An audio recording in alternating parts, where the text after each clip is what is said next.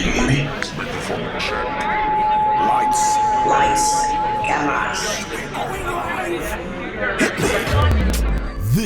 is swanky.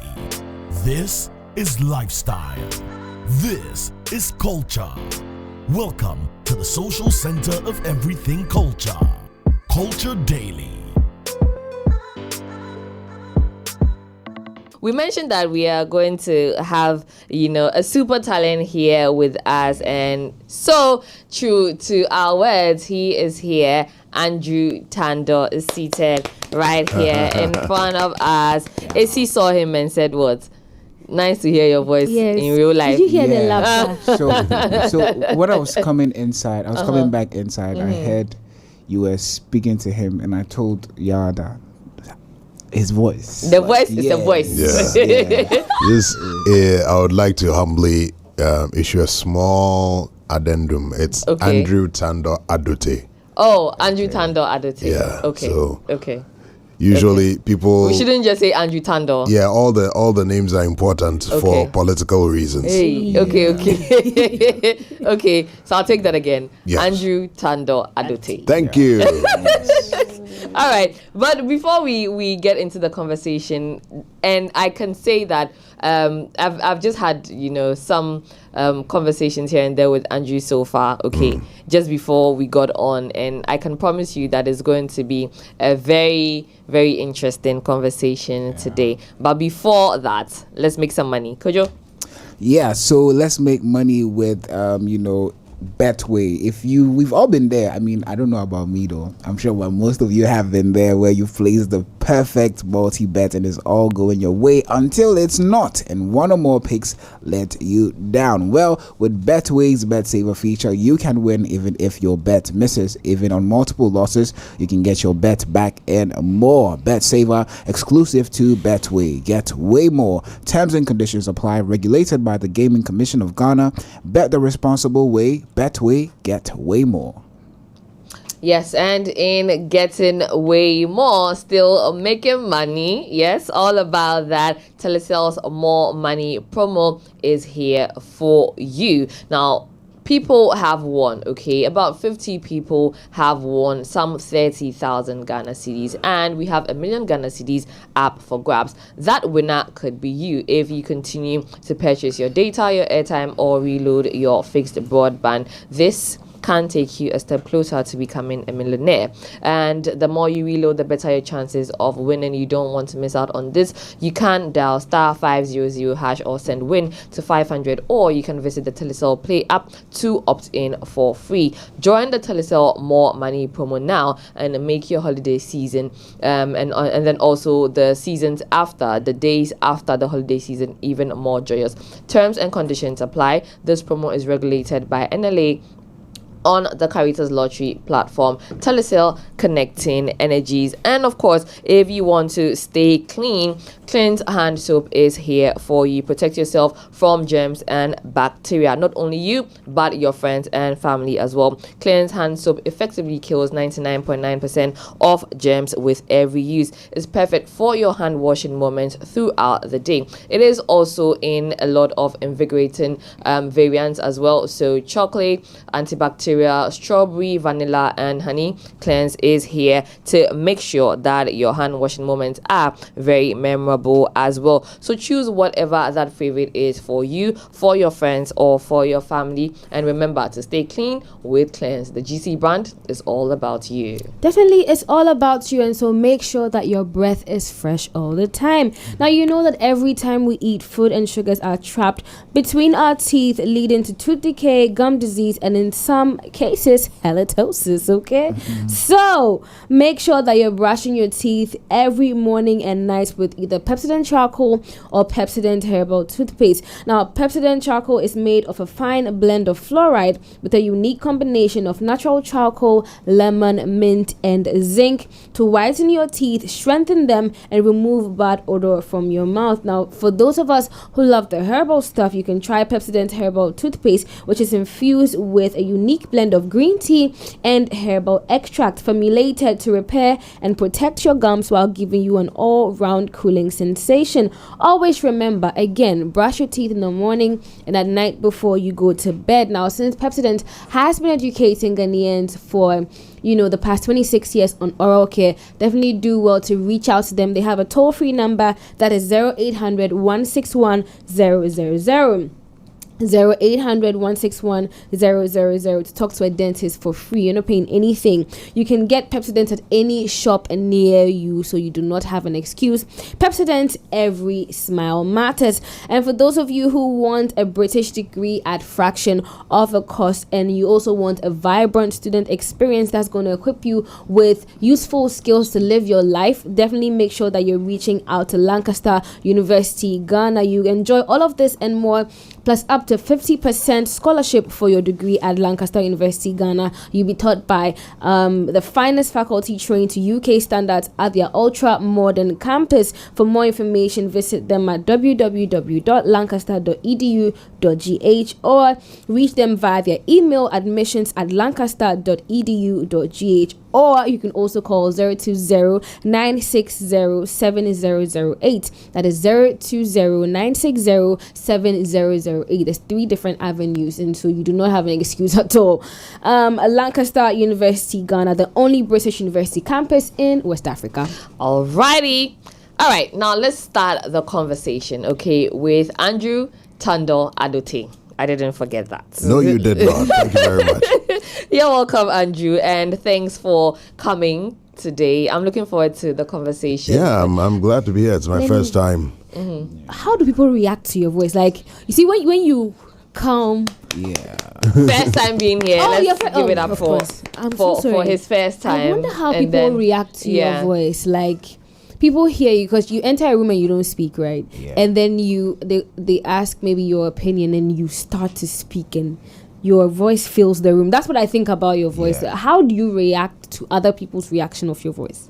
I'm a bit used to it by now. Okay. So people, let's say, there was one time I called a friend and she paused when in her response because she thought there was a spirit talking to her on the phone, and that sort of thing. But yeah, I've gotten lots of compliments and remarks about my voice over the years, and that's why I went into voiceovers. Yeah. Nice. So I'm used to it by now. Okay, Yeah. let's wheel it all the way back to when it all started. Okay.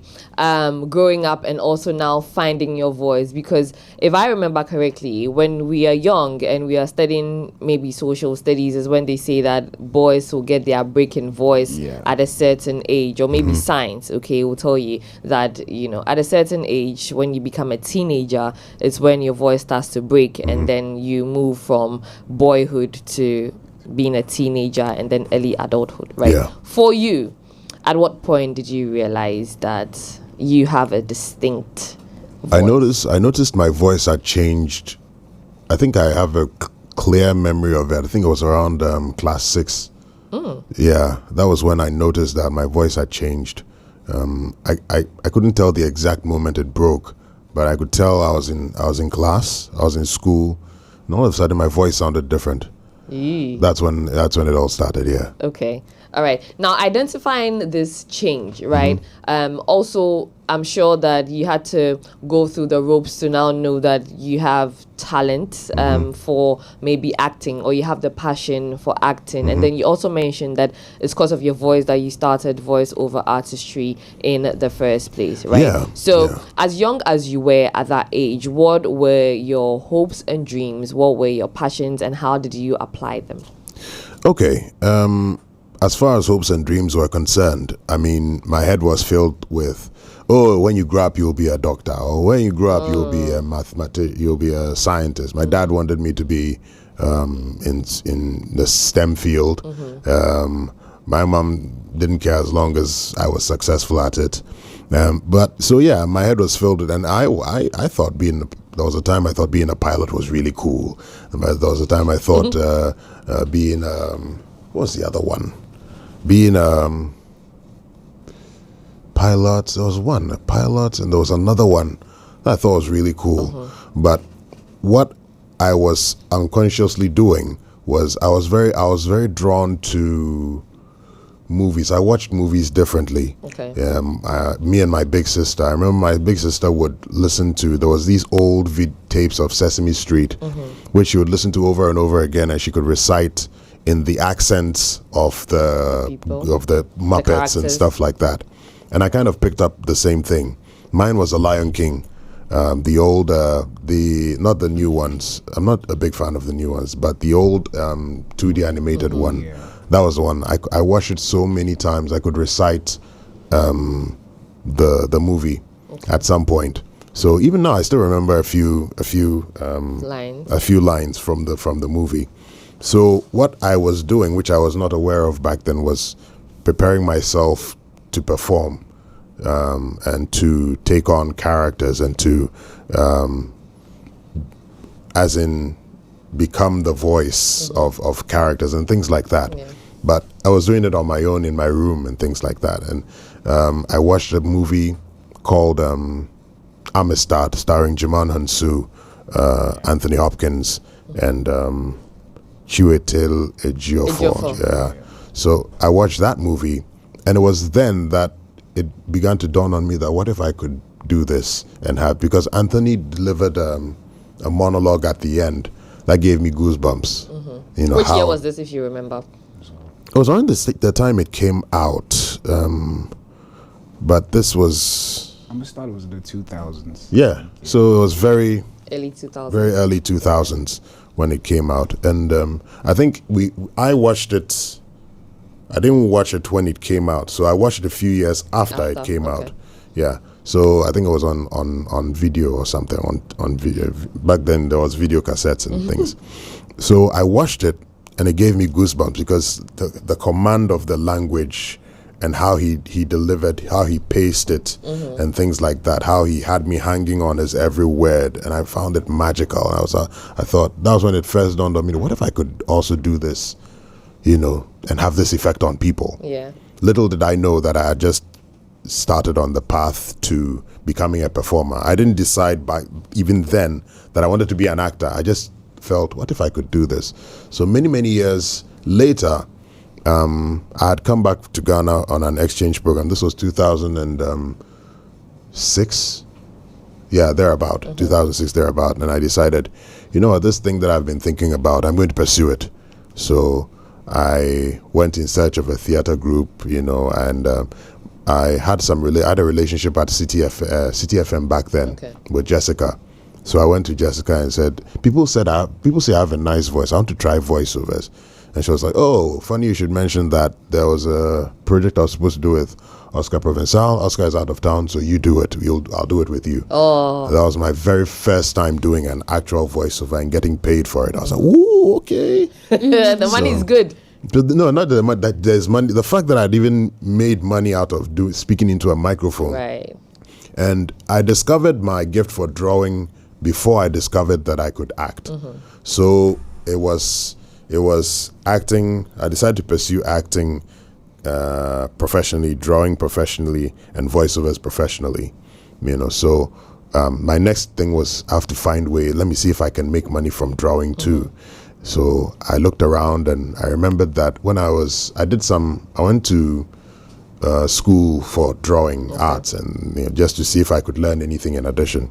And through that, I had met Uncle Ibo White. He ran a magazine called the River Report Monthly. So I went to him and said, yes, sir, I can draw. So I want to draw jokes for your magazine. And I was like, okay, let me see what you've got. He saw the samples, and he said, okay, these characters look too westernized. They look too white. So I want characters with African features, because I had learned from drawing, But that makes sense because you said you came to Ghana. So then where did you come to Ghana from? I went to Malaysia for an exchange program. Okay. So I learned to draw from reading comic books. Okay. And most of the comic books back then were, westernized white characters and things. So that's how I actually learned.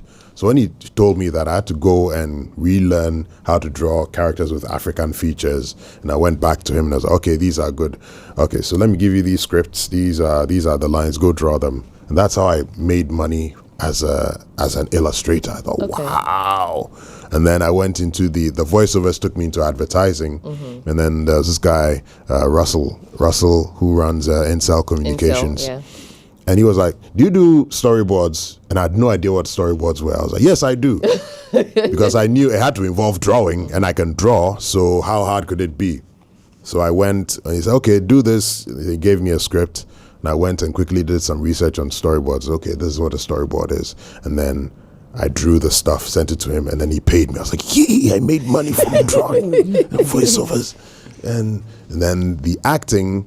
So years later, between when I introduced myself to Uncle Ebo and when I finally he formed Roverman and I joined, it was a few years. But before then, I had joined a theater group because I told myself I want to pursue the acting as well. So I just walked into the art center. There was a lady there, and I was like, I hear the theater groups meet here. So I'm here to join one. And she said, oh, what a coincidence. I'm also waiting for my group. So you can join me as we wait for the group. So I sat down with her, we waited, the other members came, and when they all convened in the meeting, I stood up and said, I am Andrew, I want to learn how to act, so that's why I'm here. They clapped, and then that's how I started with. So while I was drawing, I was cutting my teeth on theater, the basics of theater and all those things. And then after a couple of years, Uncle calls me and says, what else do you do apart from this? I said, I do acting. I act I'm in a theater group at the art center. I was like, okay. So I'm working on something. When I'm ready, I'll call you. That was Roverman. He was getting Roverman started. So he calls me, and then we do our very first play, Unhappy Wives, Confused Husbands, and the rest is history. So that's how kind of my life has connected to all the stuff I do now. And in living what some people would term as magic, who would you say were your early influences across acting, voiceover artistry, illustration? So like I said, I was kind of preparing myself subconsciously before I even knew what I was doing professionally. So one of my biggest inspirations was James Earl Jones, and how he articulated his stuff. So in Lion King, he goes, Simba, you have forgotten me. Oh my God. You have forgotten who you are, and so forgotten me. Look inside yourself, Simba. You are more than what you have become. You must take your place in the circle of life. That is very vivid. From watching Simba a number of times. Yeah. That is vivid. You make me wonder what happened to me. Break tomorrow. Break tomorrow, okay? So, just hold on. So yeah, those things, it was those little things that I would do and I would watch, and that would form the basis for my creative bank for what I'm doing now. So I didn't, because of the stuff I watched, I ended up not speaking like a typical Ghanaian. Anybody who spoke with me would tell me I have the way I speak is a little different. I speak more clearly or more articulately. It's because I was watching a lot of British soap operas and British children's shows and American thing, and unconsciously I picked up the way certain words are pronounced and intonations. Yes. Yeah.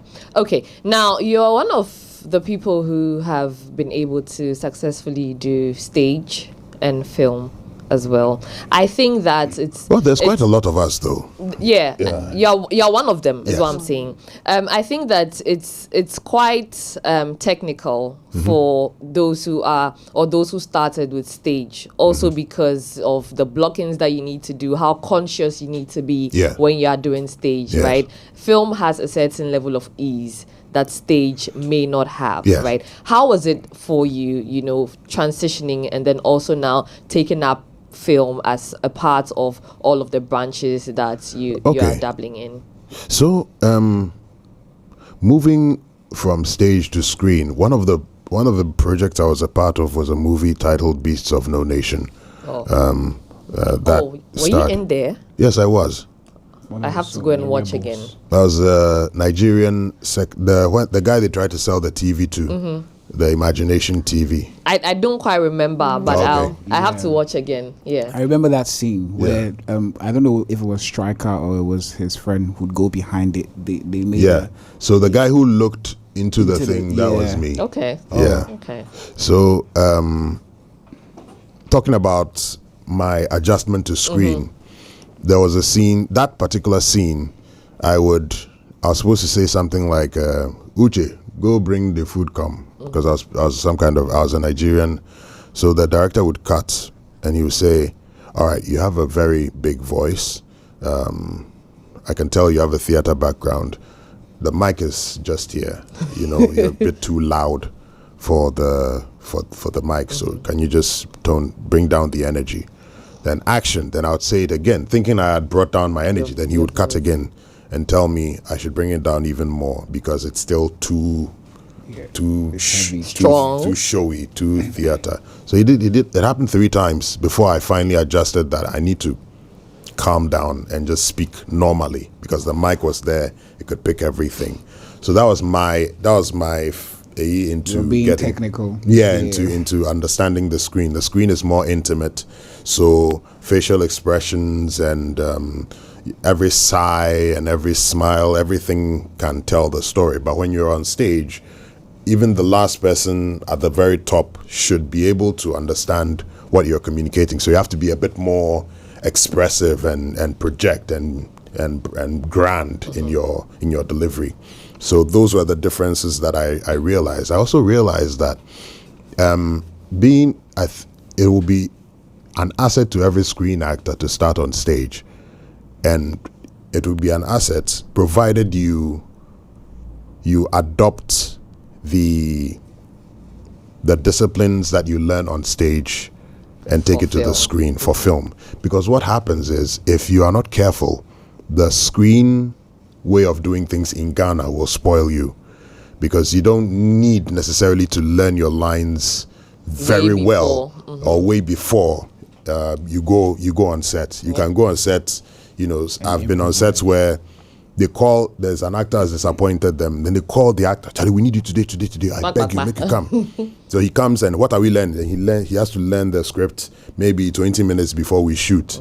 And you never get a quality performance from that. But on stage, you are forced to learn your lines before you perform, because if you don't know your lines, you will go and disgrace yourself. Yeah. So if you're able to apply that discipline and you use it for the screen, you become a far superior actor. So that's another thing I realized. So I try as much as possible to learn lines for screen as if I'm learning for stage, so that when the camera starts rolling, I can actually perform. You know, I've seen actors who, with a screen actor, what happens if you allow it to spoil you is you learn your lines just before you went on screen.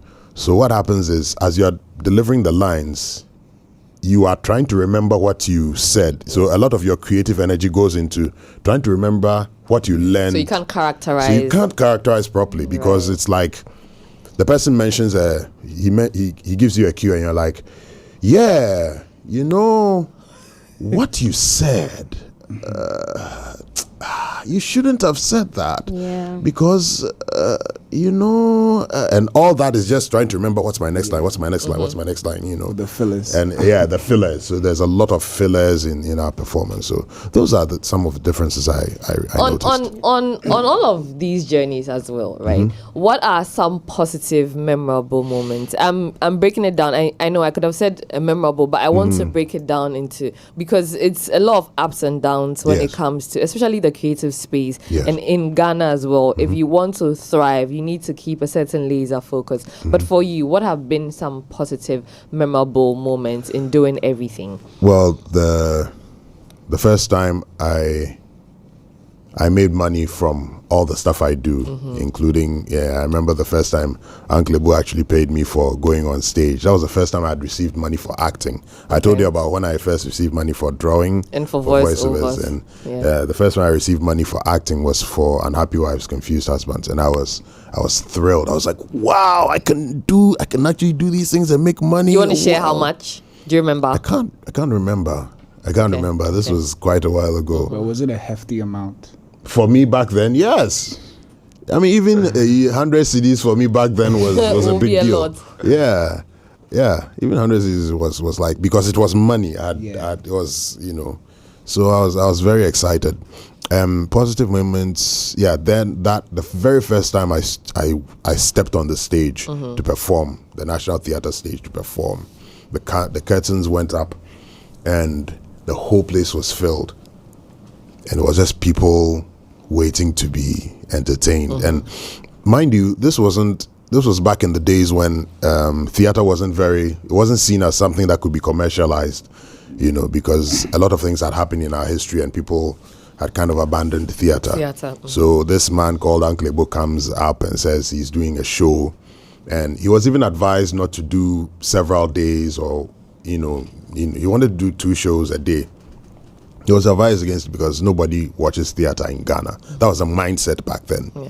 So for us to get the place filled from the bottom to the top, to the point where we had to turn people away for both shows, it was massive. It was a people had never seen anything like that in ages. So I step on the stage and there's the crowd, and I knew beyond a shadow of a doubt that was where I was supposed to be. And that's a very beautiful feeling, to know that there is nowhere on earth I would rather be than here. Okay. Yeah. Now that we've asked about the positives, let's also ask about some negative, memorable moments. Negative moments. I mean, when you're new, I'm sure a lot of up and coming actors will relate to this. Even now, when you're new, they tend not to value your time very much. And when it comes to getting paid, that one too, I think a lot of people's money gets messed with. You see, the getting paid conversation can literally make me cry. But anyway, go ahead. So I also went through that, in my earlier days when we were at way before Roverman. I joined the theater group. I'd had a taste for this. I'd been bitten by the acting bug, and I was very excited. So we were rehearsing a play when this popular producer at the time came. This was for Screen.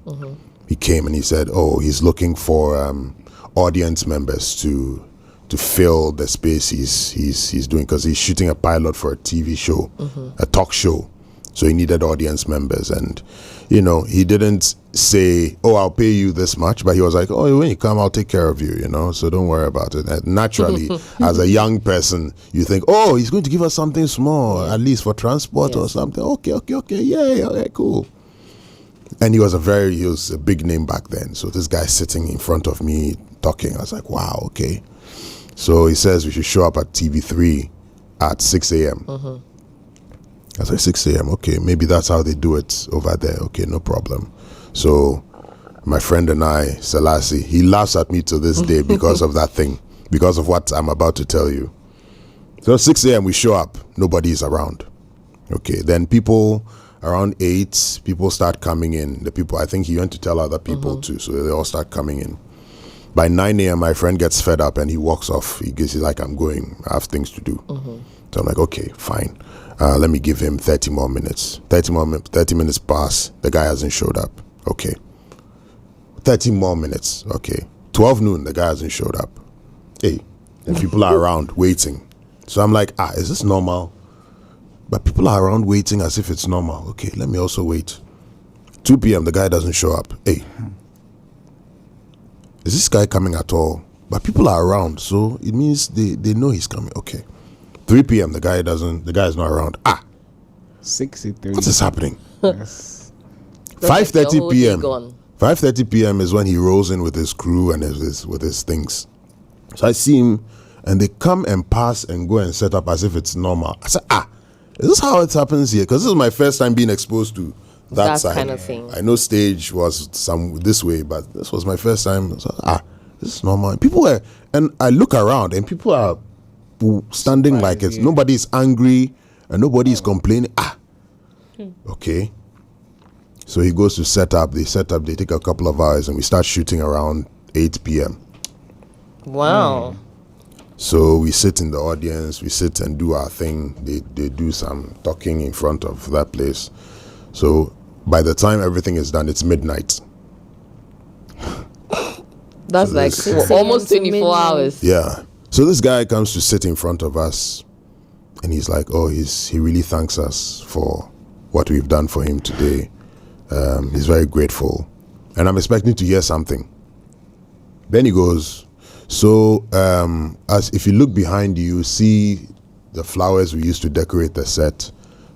So just pick one as a token of my appreciation to you on your way out.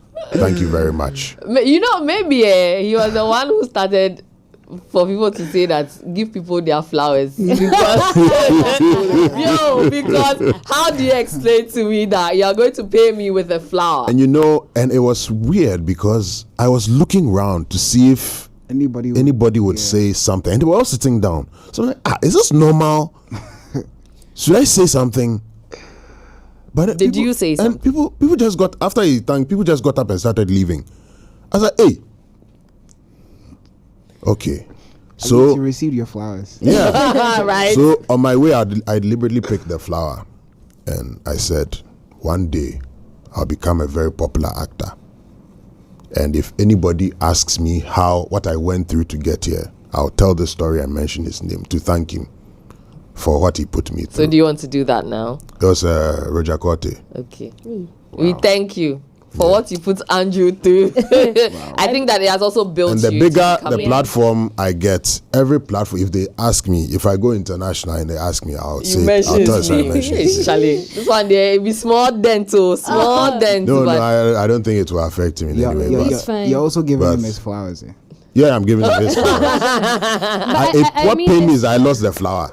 Oh. I wanted to carry it with me everywhere. So that you You show should. I it show that this is the you the got flower your I picked flowers from the early. set. I Some got my people flowers don't early. even get their flowers all, I early. know, yeah. right? So So that is just one. There were other incidents, but that's the one incident that really, it was like a slap in the face. Like, wow, this is the reality of our of the industry. industry. Yeah. Unfortunately. even till now, I mean, I've been at auditions where you're given a time, you wouldn't want to be late. You get there thinking, oh my God, I'm Yeah, 30 even minutes, running 15 late. minutes late. Yeah. You get there and you wait for hours, and no one is complaining. So why are you complaining? Exactly. Like, So and you that's see, the and thing. people will think you're new. In fact, they will know you are new. you'll know you're new Yes. when you go like But that that. shouldn't be the case. No, it shouldn't. be. Yeah, at all. because I think that when that is done, what it would do is for our generation as well, who have looked up to the older generation who have done this, Mm-hmm. we will now think that is normal, and then we'll get to their level, and then we'll start continue. doing it to the next Yeah. generation, and then it gets handed down.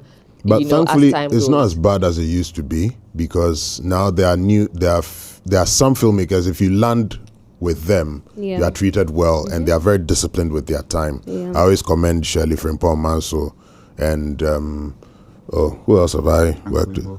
Uncle Woody, of course. Yeah. Uncle Woody, the first time we started this thing with time, I can honestly say we can take credit for it, with event organizers starting things On time. on I time. agree, because if you show up to Uncle Ebo White's show 10 Yeah. minutes late, best believe you've missed 10 minutes of the show.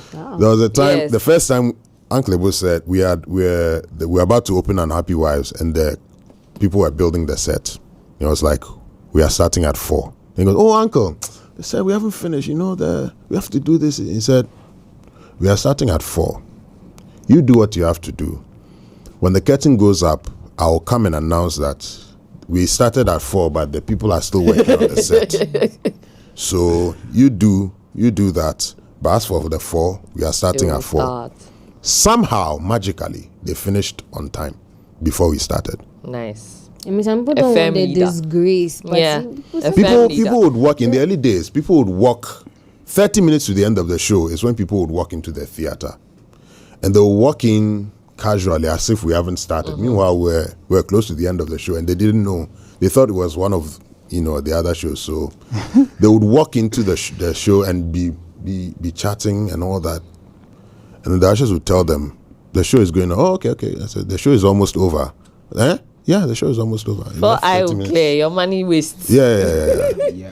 Now, Yeah. I want to take it back to your voice. Having a Yeah. very peculiar voice in the industry is a gift, right? Yes. I would say. Yeah. Now, how do you maintain it? Do you have like a routine or a ritual to like, keep your voice? Because I feel like that's one thing that you need. And also, how have you been able to make your voice and who you are a brand to stand out amongst other voice actors? Also, if you have insurance on your voice. Yeah. I don't think Ghanaian insurance companies like to risk on entertainment stuff. Oh, but camera. I think you can, because I know an actress who says she's insured her legs. In Ghana here. Yeah, in Ghana.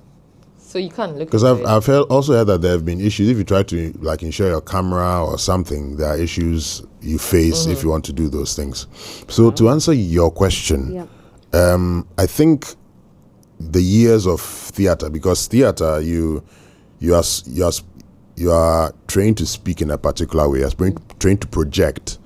So you're supposed to speak audibly without shouting. So you speak with a measure of control, and your voice is supposed to carry over a certain distance. Now, in order to do that, you need to retrain the way you talk, which part of the speaking from the diaphragm and things like that. And I've been doing it for a long time.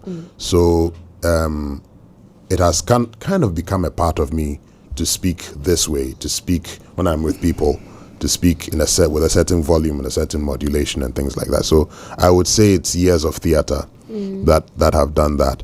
The voiceover thing, I started around the same, I think a year or two after I started theater. So it's also something I've been doing for a long time. So the thing is, a lot of people knew my voice but didn't know my face. And it's been the same with the acting for a long time. I always jokingly describe myself as the best actor you never heard of. Because those who know, and those who don't know, don't know. And it's, I think it's only in last 2 years that I seem to be crossing over into quote unquote mainstream. Yeah. So with the voice, my brand only started getting really, really established where it's associated with me recently when I went viral on TikTok for a voiceover I did for Shell. Okay.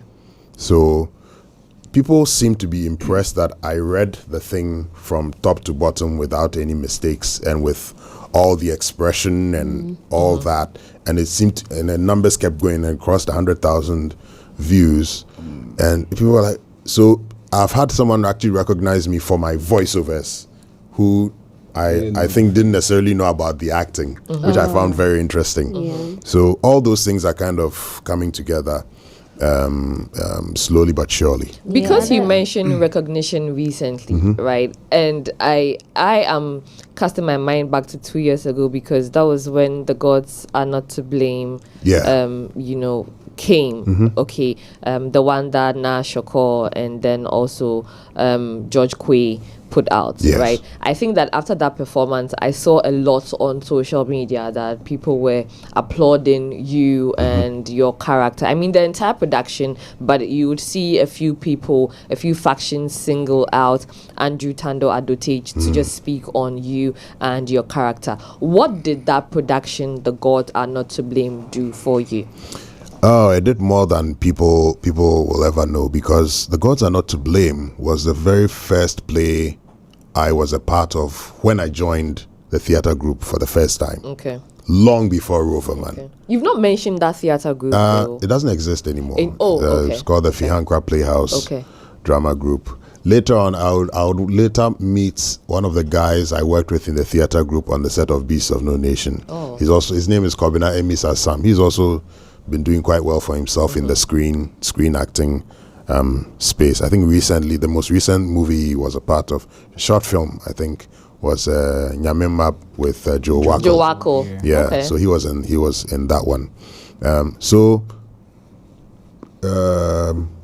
lost my train of thought. Yeah. So I was the understudy for King Odewale in that play back then. And I was young, I was hungry, I discovered theater, and I really wanted to show my family what we had been doing, where I've been going to Accra. I live in Tema. Okay. So I would come almost, when we had rehearsal, I would come all the way to the art center, rehearse, and then go back to Tema, So I really wanted my family to see what I've been doing. And playing Odewale would be the best thing.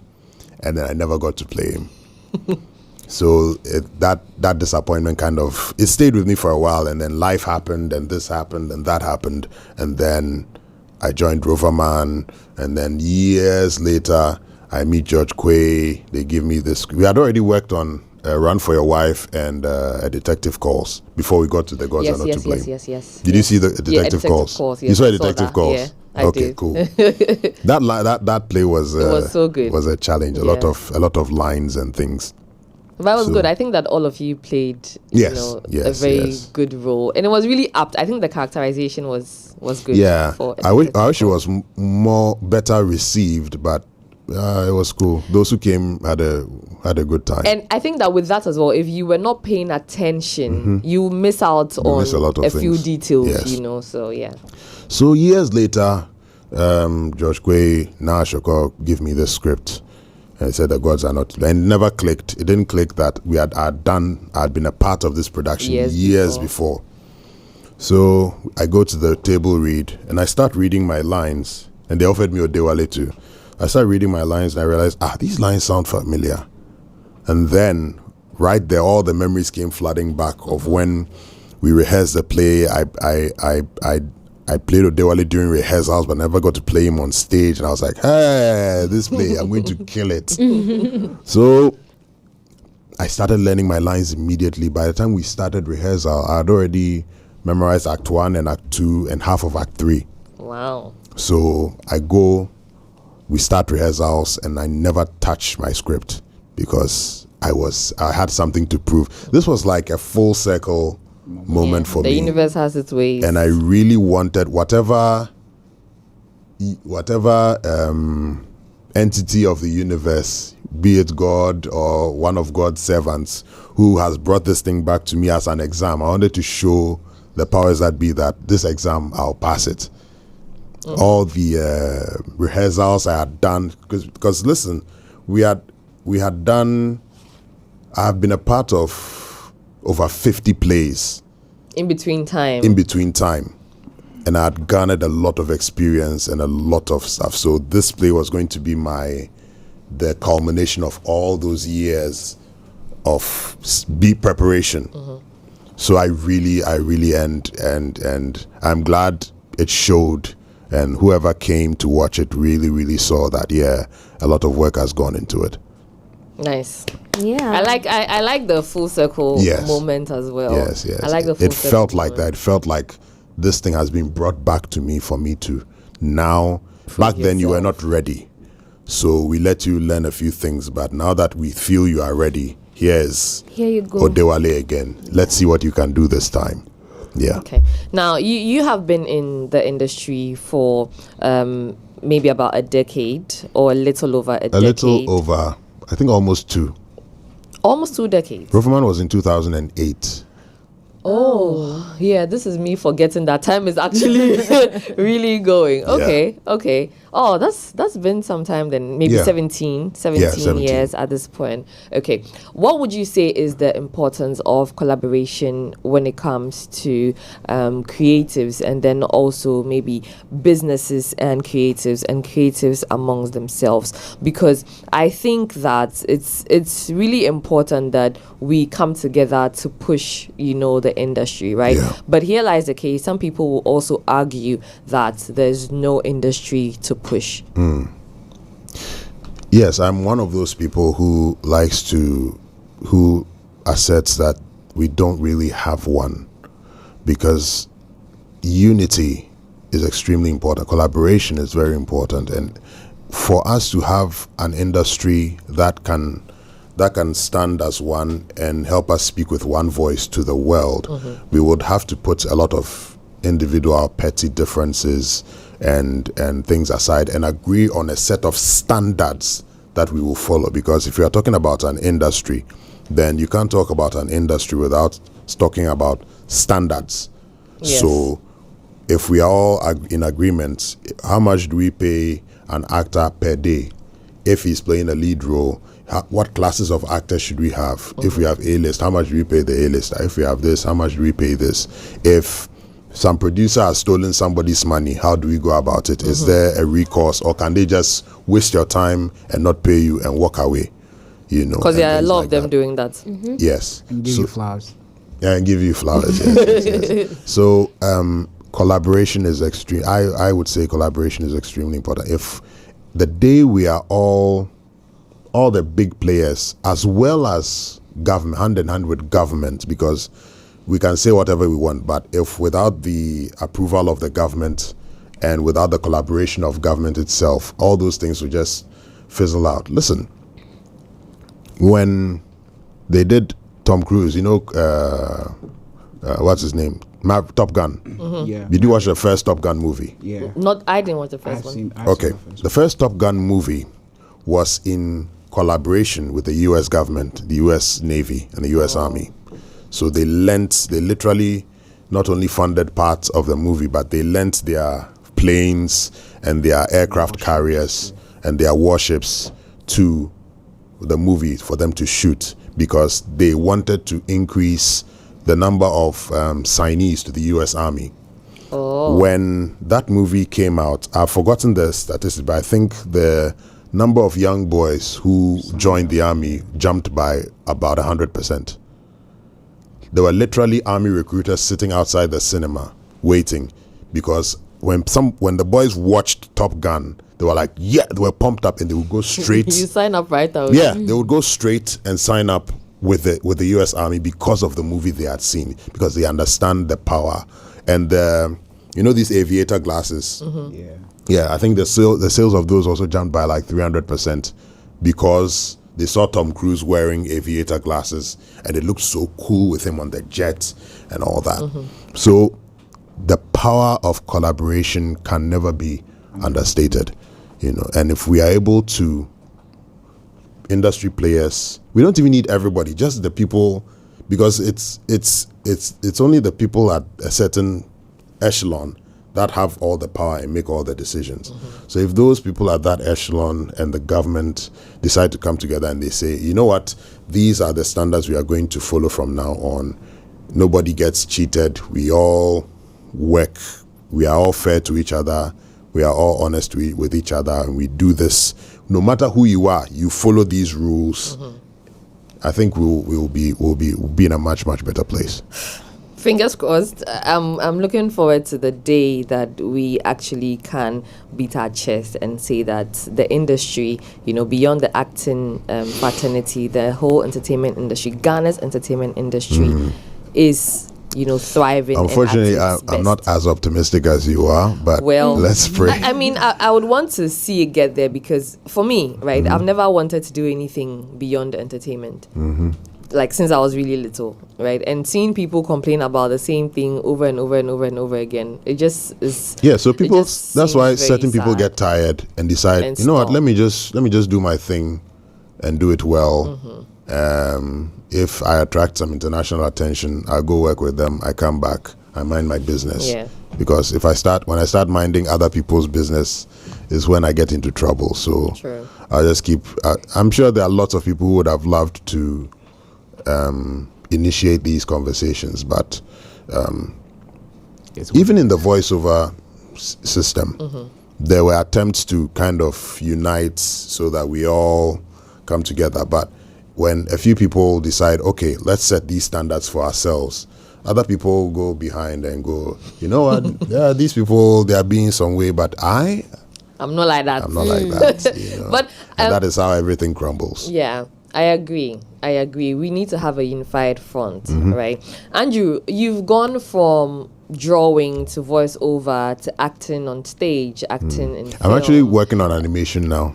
Oh, nice. Yeah. Oh, it only makes sense because you Yes. say you like drawing and then you do so it's a natural illustrations. progression, because frankly, the acting scene, unless you are extremely popular, I doubt you'll be able to financially, you know, make it that way. So you need other things to that give you the flexibility of time so that you can work on projects and things like that. So Right.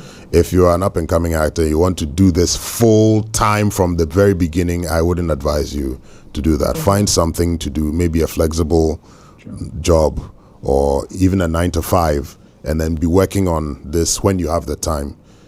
Hopefully one day you blow and then you can focus fully on that. On But one thing. no one should. If you're young and you're aspiring and you see the big names, no, it doesn't work that way. Not in But Ghana. Andrew, how are you able to balance it all? How does everything come together for you? Because if I will be honest, I think that, just juggling everything will be a lot unless you put your mind to it fully. But for you, there are a few people, or there are some people who are multitaskers. I Yes. think I'm one of them. Okay. Right. And you Okay. can do everything and do it aptly. Right. But I would want to know for everything you're doing, because it seems like everything requires your equal attention. Right. So how do you divide yourself? Not necessarily. I mean, I have literally spent the majority of my life for the past 17 years, either in rehearsals or on stage. So I think my family saw less of me than and that is what it took to get the job done. And I don't regret it at all, because it was a great learning experience. You bond with so many people, you learn from people, and you become more sociable. I'm a terrible introvert, so I had to literally learn how to smile when people come up to me. When I say, hi, how are you? The way I do that, that's not natural. I had to learn it so that I sound friendlier and I sound more approachable, because I've been told on many occasions, even now, when I go on a set where nobody knows me, people look at me from a distance and think, this guy may be mean. He may be mean. I must confess. Yeah. You're one of those. Yeah. He just has the Resting he's in mean a face. space. Yeah. Yeah. Just So- It's called aura. So there was a time when one lady who didn't know me was on set. She was one of the crew, and she was on set with another lady who had worked with me before. So the lady, when she saw me having a rapport with this one, she was like, this guy, I thought you were mean. And then this one told her that, this guy, no. He's actually very, very approachable. But if you don't know him, you'll think you can't even No. approach him. Maybe the height and the voice has something to do Yeah, with so it. so I try when you come with, hi, I'm Andrew. Da, da, da, da, da, da, da, da. I try to do that. So balance, no, I don't think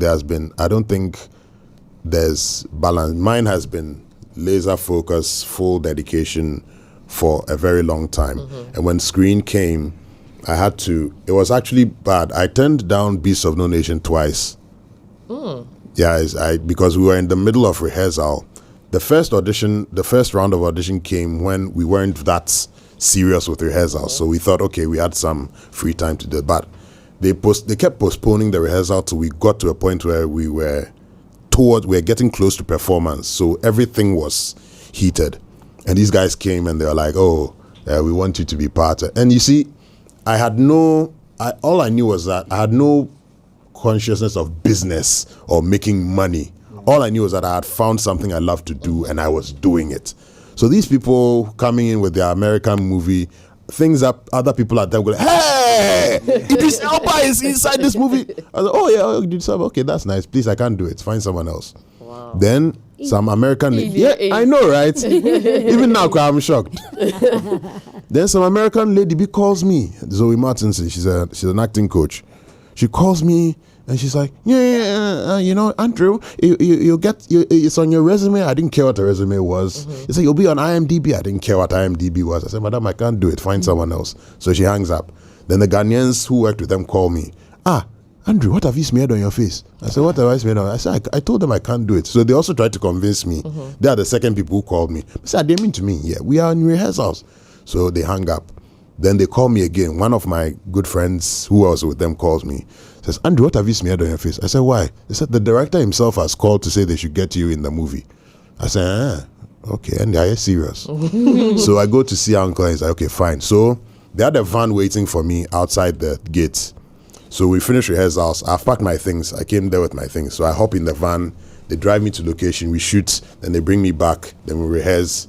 When I'm ready, I go back on the van. We go. Then you go. We shoot, and we came back. And I was only in the movie for like 5 minutes. You know. But I'm sure they needed. Yeah. So they I needed went. to have So you in there, yeah. So with voiceovers too, when it comes, I do it. Or screen stuff, it comes. I make time for it and I do it.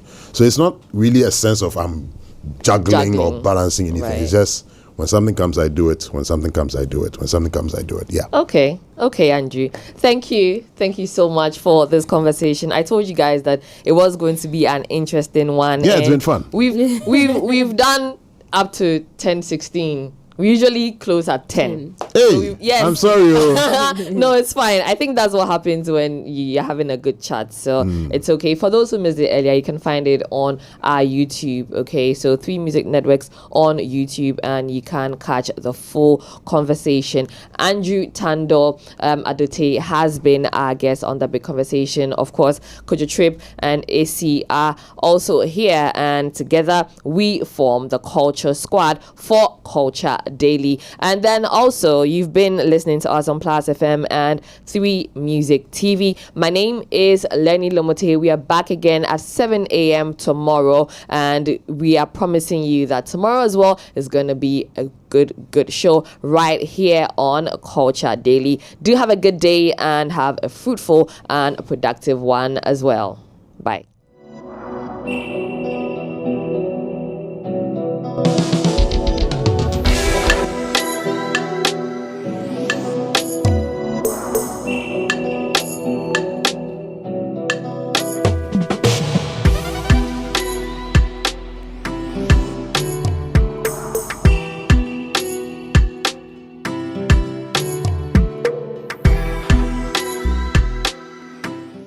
Culture Daily was brought to you by Telecel.